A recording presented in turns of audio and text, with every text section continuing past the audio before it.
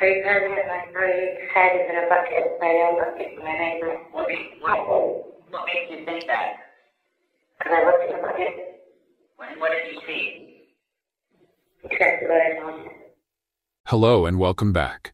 If you are new to our channel, be sure to hit the subscribe button and turn on notifications so you don't miss any future videos. Let's dive into the dark, twisted, and deeply disturbing story of Taylor Schabusiness, a woman many have dubbed the female Jeffrey Dahmer. It all began on the night of February 23, 2022, when Taylor Schabusiness, the mother of Shad Thyrion, made a discovery that no parent should ever have to face. Tara had gone to bed, unaware of the horrific events happening in her own home. At some point during the night, she was awakened by the sound of a door slamming. Concerned, Tara ventured downstairs, hoping to find her son. Instead, what she discovered in the basement defied comprehension.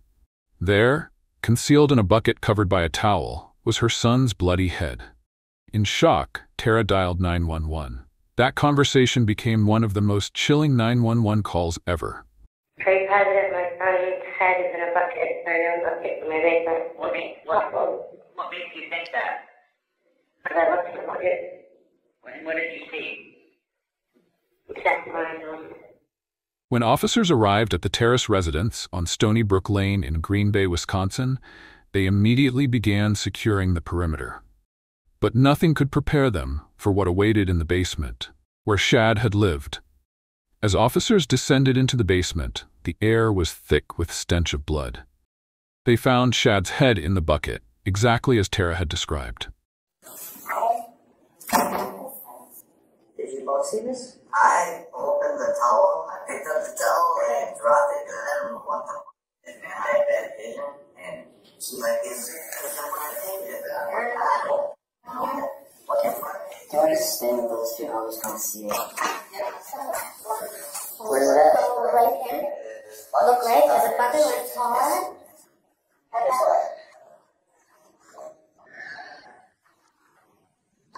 I know you're busy over there, but this is actually what it's gonna be. It's not gonna be a 961 thing, right?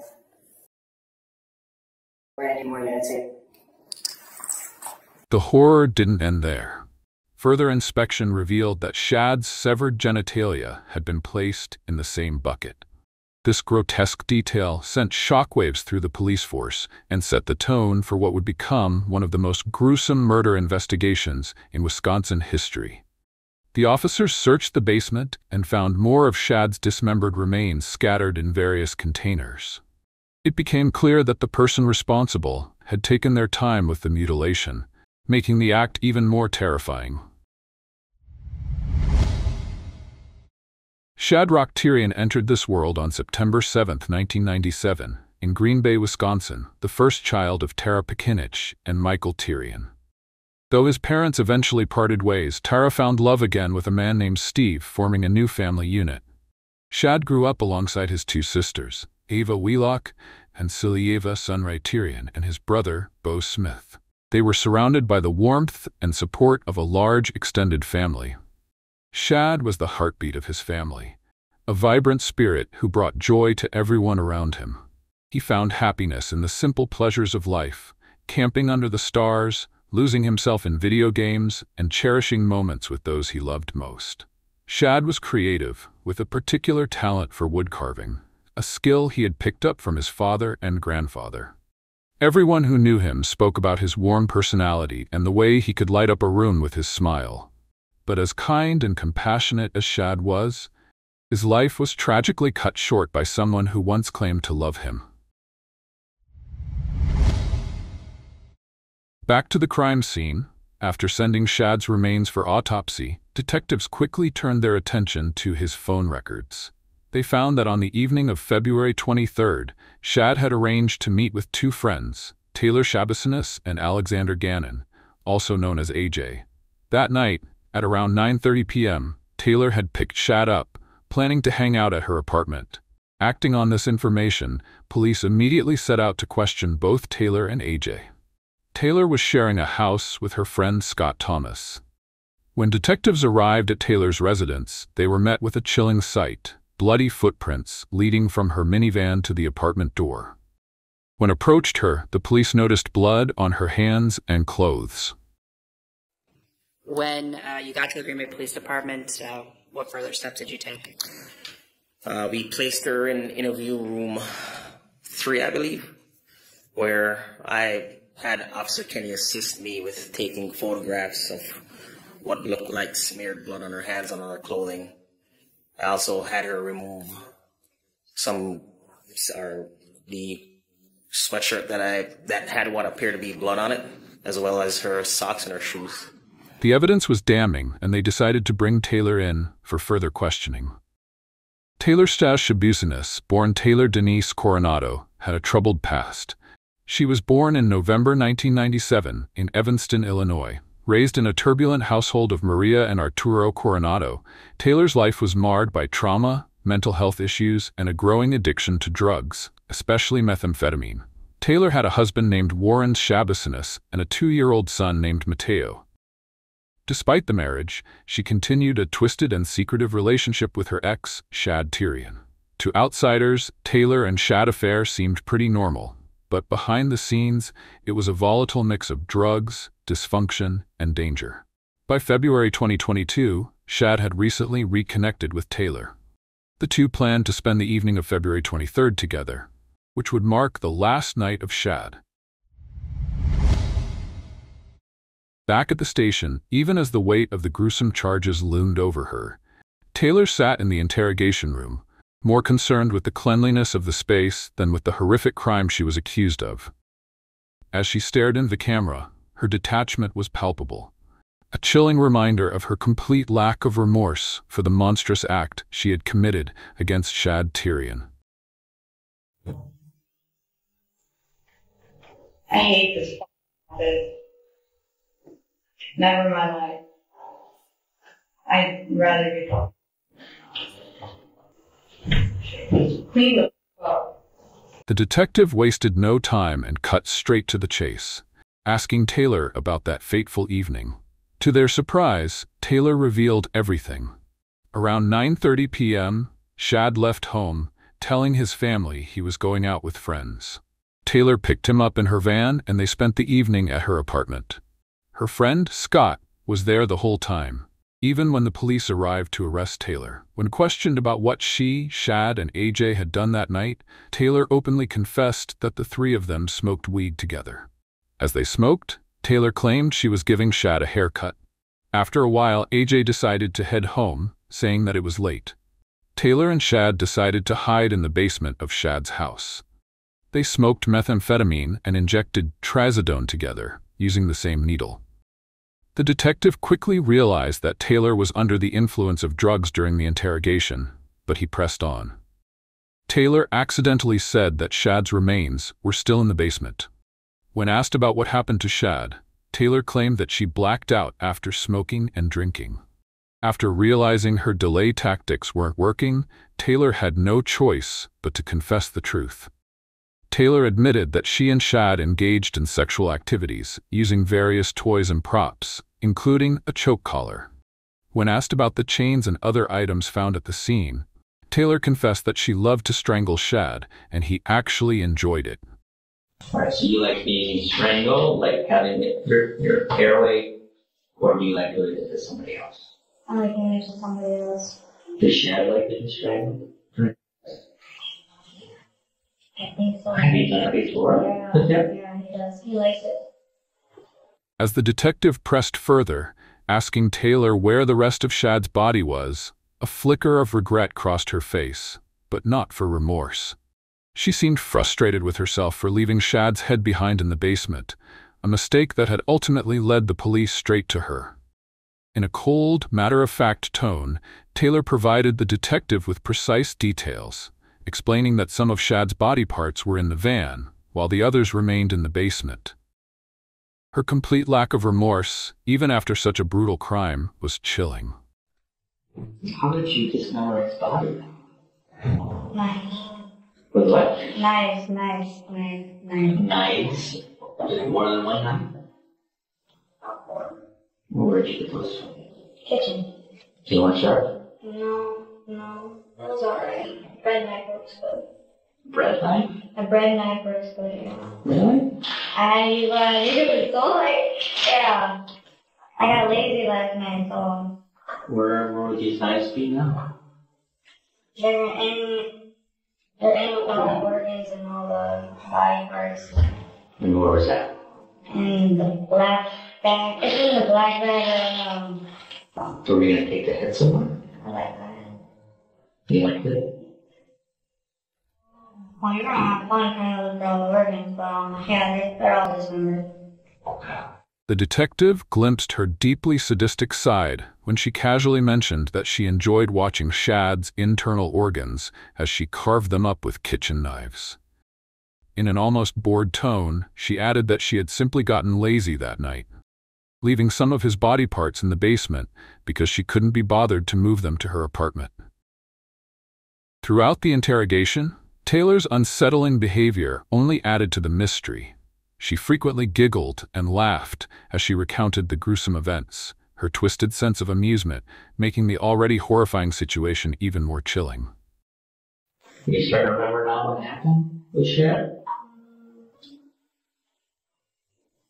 What do you remember so far? Here comes the chain, right? And then he put it around his neck. Well, we were like playing around with it, and I don't know. Taylor's nonchalant demeanor and emotional detachment from the crime she had just committed made the detective question whether she had intended to kill Shad from the very beginning. Her response was a simple no, but there was not a shred of remorse in her voice. She continued to describe the events of that night as if she were discussing something trivial, further suggesting the presence of severe mental health issues. As the interrogation continued, Taylor revealed more of her dark and twisted nature. She spoke of how she strangled Shad with chains, admitting that she derived pleasure from it and didn't stop even when he began to struggle. Even after realizing Shad was dead, she continued to perform sexual acts on his lifeless body, a disturbing indication of necrophilia. Taylor then made a bizarre statement, claiming that when she loved something or someone too much, she felt an overwhelming urge to kill them, often losing control. This confession made it clear that she was fully aware of her actions when she dismembered Shad. She also admitted to playing with Shad's body for hours after his death. Taylor expressed regret not for the murder, but for not taking any drugs afterward to help her calm down. All of a sudden, Taylor made a comical face and said she hadn't meant for any of this to happen. She felt frustrated while dismembering Shad and cleaning up the mess. Yet, as she reenacted the moment she strangled Shad, she laughed, saying she enjoyed the process. She liked it? I liked it. I'm like, fuck. Like, it was, like, I didn't know what to do, but like, I liked it though. Well, you knew that you didn't want to call the police or anything, so. Actually, I thought about it. And then, I was getting angry at myself. Very angry at myself. I never sucks. Not having. When asked how she had dismembered Shad's body, Taylor launched into a vivid and chilling account of the gruesome act. Her tone was disturbingly calm, as if she were savoring the memory, reliving the twisted thrill of that night with every word she spoke. I pulled him, and then his head was hanging off. So he was probably laying face out. So yeah. His back was on the bed. Back was on his the bed. head's partially off the bed. Yeah. Okay. And then the tub was like right there. The pail that you had the head in before? Okay. So basically his head's here and the bucket's right here. Yeah, and then from there, I guess it was. You cut his head off? Yeah. After you cut his head off, I know you said you dumped the pail at one point into the shower. In the shower, yeah. Okay. Did you leave the body there for a while to drain into the pail, or what? How did it's all in the tub, in the blue tub. You found the blue tub, right? I don't know if they're slowly going through the scene, so there's a lot of this blood. Did you pull the tub under there? Then? Oh no, I moved the tub like real fast. Oh, so you cut the head and then pulled the tub under there. In a disturbingly matter-of-fact tone, she explained that she decapitated him and placed his head in a bucket. She then mutilated the rest of his body, wrapped the organs in plastic bags and backpacks, scattered his remains throughout the basement and her van. When asked why she didn't dispose of the head, Taylor replied with a chilling indifference, saying she had gotten lazy and left it behind. On February 23, 2022, Taylor's dark side came to light when she was arrested for the brutal murder and dismemberment of Shad Thyrion. The defense was quick to argue that Taylor was not a monster, but a deeply troubled woman whose mental health struggles and drug use had led her to commit the crime. They presented evidence of Taylor's bipolar disorder, depression, and history of hallucinations, all of which were exacerbated by her use of methamphetamine. On the night of the murder, Taylor had been heavily under the influence of drugs, which impaired her judgment and led to the horrific events. The defense attempted to paint a picture of Taylor as someone who was not in her right mind during the crime, and argued that her actions were more the result of substance abuse than a sadistic desire to kill. As the trial progressed, Taylor's family members also took the stand, hoping to shed light on the troubled upbringing and mental health issues that had plagued Taylor for much of her life. In 2021, Taylor Schabusiness faced another devastating blow when her brother, Arturo Coronado Jr., tragically died in a motorcycle accident. Her husband, Warren Schabusiness, was serving time for illegally distributing methamphetamine. As if Taylor's life wasn't tumultuous enough, her newborn son, Mateo, was taken away by Child Protective Services just 24 hours after his birth. Taylor's grandmother, desperate to keep the family together, fought alongside her husband for custody of their grandson, but the damage had already been done. Her grandmother described Taylor as a caring and trusting person in her early years, but admitted that Taylor had often been hurt by people she trusted. She argued that Taylor needed psychological help and, despite the horrors she had committed, deserved another chance at life. Taylor's father, Arturo Coronado, who was transported from prison to testify, recounted his daughter's tumultuous upbringing. Arturo himself had a troubled past, having been incarcerated for assault. He acknowledged that Taylor had struggled during her teenage years, especially after the death of her mother and the turbulent environment she grew up in.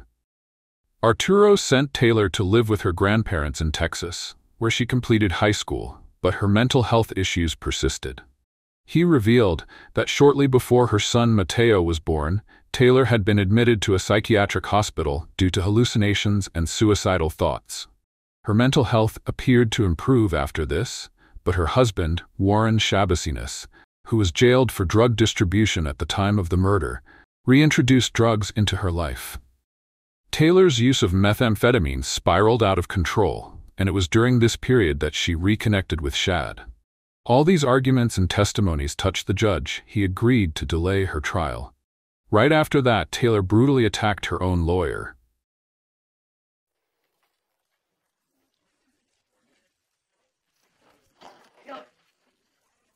Stop it. Stop it. However, the prosecution painted a very different picture. They argued that Taylor knew exactly what she was doing when she killed and dismembered Shad. Assistant District Attorney Caleb Saunders emphasized that the nature of the crime was not just the result of drug use or mental instability. It was driven by a desire for control and sadism. Taylor had expressed enjoyment in strangling Shad and methodically dismembered his body with kitchen knives, indicating a premeditated and deliberate act. Assistant District Attorney described Taylor as a sadistic and remorseless individual who had committed the crime simply because she enjoyed it. Throughout the trial, Taylor's behavior continued to shock the courtroom. She frequently giggled and made inappropriate comments. Well, we can tell you what it looked like, and so you don't need to see a picture of it. Photos can be helpful. They can. And so I understand that argument. The doctor could just simply describe everything, but the question is, Is this going to be helpful to the jury? The courtroom's discomfort only grew when Taylor and Shad's mutual friend, Alexander Gannon, took the stand. Despite the gravity of the situation, Taylor continued to giggle and laugh throughout his testimony. Alexander provided a glimpse into their shared history, confirming that he had known Taylor and Shad since middle school and that the two had dated back then. He also recounted the night of the murder, explaining how they had all been drinking at Taylor's apartment before he left around 1 or 2 a.m. because it was getting late. He tried to contact Shad the next day, but received no reply.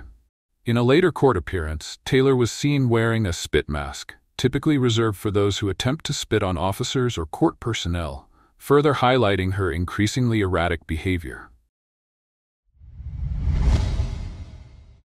Shad's families finally took the stand. Devastated by the loss of their son, they spoke about the bright future he had ahead of him and the unbearable grief they felt knowing that his life had been cut short in such a brutal and senseless manner.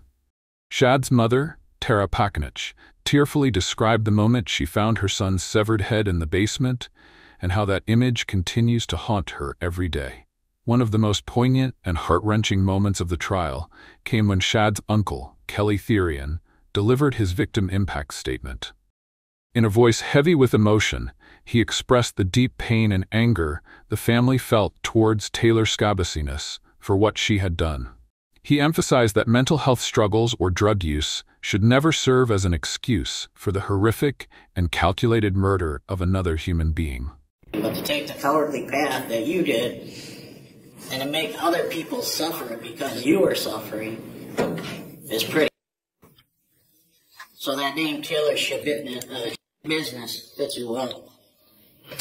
Now, I'm not a praying man, but after Judge Walsh's sentences today, I will pray that you meet the same fate as your idolistic Jeffrey Dahmer.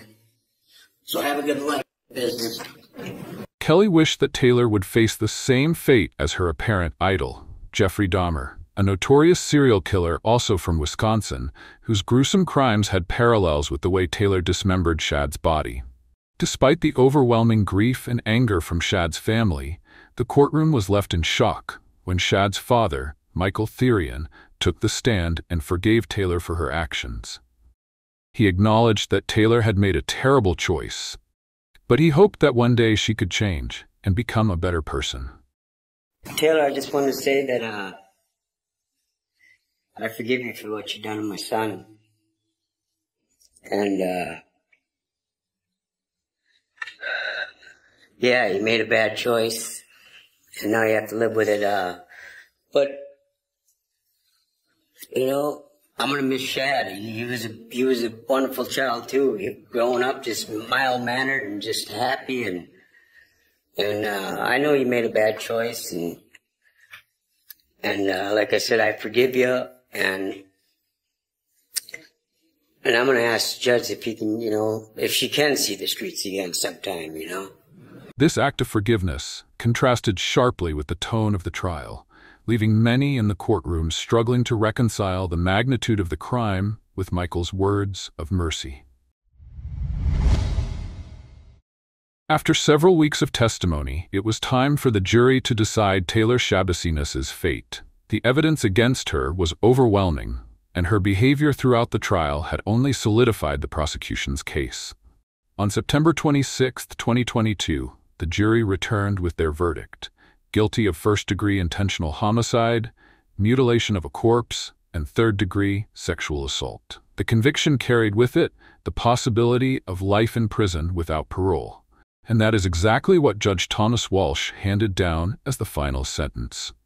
In his closing remarks, Judge Walsh expressed the gravity of the crime, stating that the brutality of Taylor's actions, combined with her lack of remorse, left the court no choice but to impose the maximum sentence. Taylor Schabusiness would spend the rest of her life behind bars, without any chance of parole.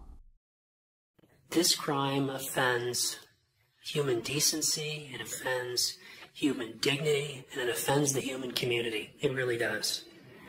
When someone loses their life needlessly, it's tragic. It really is. It's tragic for family and friends and community. When life is taken from a person in the fashion that it was in this case, where the victim's remains are cut up and packaged in containers, it's difficult to identify a human nature in those activities. It really is. It's very troubling. It's the decision of this court and the judgment of the law that Ms. Schabusiness be sentenced as follows. As to in 22 CF 363, count 1, that's the first-degree intentional homicide as a repeater. It's a Class A felony. Going to impose life imprisonment without the possibility of extended supervision. I believe that's appropriate in light of the findings that I've already made. As far as count 2, mutilation of a corpse as a repeater, Class F felony, I'm going to adopt the recommendation of the pre-sentence investigation writer, 7.5 years of initial confinement followed by 4 years of extended supervision. That'll be consecutive to count 1. As far as count 3, third-degree sexual assault as a repeater, Class G felony, I'm going to impose 3 years of initial confinement followed by 4 years of extended supervision. That will be consecutive to count 2 and count 1. As far as the revocation cases, I'm going to impose 1 year of incarceration on each of those counts. Those will run concurrent to the other offenses. I've reviewed, as I've indicated, reviewed both of the pre-sentence investigation reports. There's certainly valuable things in them. I'm going to, as conditions of supervision, I'm going to require no contact with the victim's family, maintain absolute sobriety, complete SOT assessment and treatment follow-through, obtain and maintain full-time employment. To the extent there's ever supervision, GPS monitoring, I'm going to require an AOD assessment follow-through, psychological evaluation, and follow-through. For Shad's family, the verdict provided a sense of justice, but not closure. They knew that no sentence could bring their beloved Shad back or heal the scars left by his horrific death. For Taylor's family, the sentence marked the tragic end of a young woman's life, consumed by mental illness, addiction, and violence. The case of Taylor Schabusiness left the small community of Green Bay reeling. The brutal nature of the crime, combined with Taylor's apparent enjoyment of it, shocked even the most seasoned investigators. Shad's family held a memorial service to honor his life, attended by friends, family, and community members. They remembered Shad as a kind, gentle soul who had so much more to give to the world. His tragic death served as a grim reminder of how fragile life can be and how, in an instant, everything can change. Taylor Schabusiness's name became infamous, not just in Green Bay but across the nation, as people tried to make sense of how someone could commit such a monstrous act. Some saw her as a product of a broken system, a young woman whose mental health and substance abuse problems had gone untreated for too long. Others viewed her as a cold-blooded killer, someone who had reveled in the violence she inflicted on her victim. As we reflect on this case, we are left with several important questions. Was Taylor Schabusiness's crime a result of mental illness and drug use? Or was she fully aware of what she was doing? Does her lack of remorse and disturbing behavior indicate psychopathic tendencies? And what does this case say about the need for better mental health care and addiction treatment in our society? We would love to hear your thoughts. Please leave a comment below and let us know what you think about this case. Do you believe Taylor deserved life without parole? Or should her mental health issues have been given more consideration? That brings us to the end of today's story. If you find this case compelling and want to see more videos like this, don't forget to hit that like button and subscribe. And as always, stay safe, stay aware, and we'll see you next time.